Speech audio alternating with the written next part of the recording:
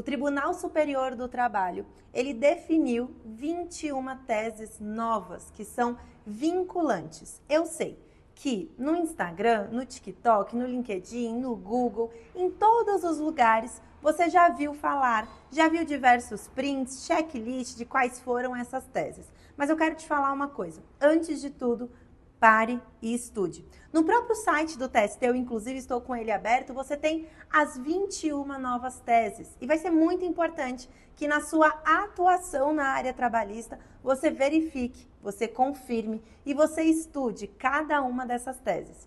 Inclusive para diferenciar um caso seu. Até porque a gente tem a tese vinculante, mas a gente pode ter um caso de distinguish, por exemplo.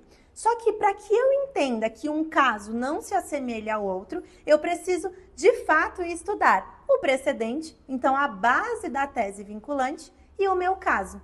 Eu quero também que você lembre, caso você atue com empresas, por exemplo, que é o momento da advocacia consultiva se preparar. Regulamento interno pode precisar ser alterado. Algumas questões internas na empresa podem ser alteradas. Se você tem clientes que possuem processos, cuidado, a gente tem uma nova tese vinculante com relação ao FGTS. Então, em caso de reclamação trabalhista, sabe aquele acordo que você fazia e pagava o FGTS direto para o empregado? Isso não pode ser feito mais. A gente tem também a multa do 477, também em caso de rescisão indireta. E diversas outras teses, que eu vou deixar o link direto do site do Tribunal Superior do Trabalho aqui para você. Inclusive, se você puder e tiver tempo, eu sugiro até que você estude e assista a sessão no YouTube do TST, lá do Pleno, que ficou salva para você. É uma ótima oportunidade de você aprender. Agora, por que é que eu preciso saber dessas teses para recurso de revista, por exemplo? Para agravo de instrumento em recurso de revista? Eu sei, nós tivemos mudanças aqui em torno da elaboração do agravo de instrumento em recurso de revista. Tem gente criando pânico falando do RR, não. Recurso de revista não mudou, você tem que elaborar da mesma forma que você elaborava antes. Com muita técnica, não se esqueça disso. Agora, você tem lá um despacho de admissibilidade e foi negado o segmento para o seu recurso de revista.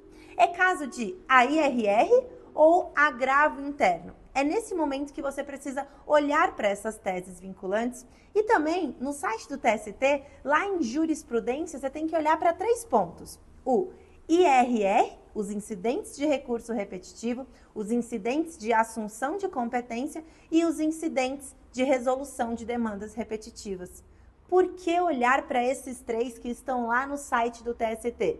Se o seu recurso, se a sua tese tratar de uma dessas matérias, não vai ser caso de agravo de instrumento em recurso de revista, mas sim de agravo interno. Por isso a importância de estar sempre atualizado, em especial com a jurisprudência. E eu quero aqui não te deixar uma dica, mas te deixar um insight. Esteja sempre com o site do TST aberto. Quando você vai se preparar para o RR, elaborar o preparo, o depósito recursal, é no site do TST que você vai verificar os valores vigentes.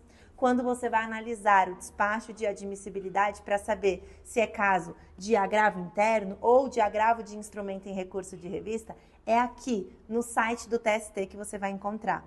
Quando você vai responder uma consultoria, eu quero que você venha aqui também para analisar principalmente essas atualizações, essas 21 teses vinculantes.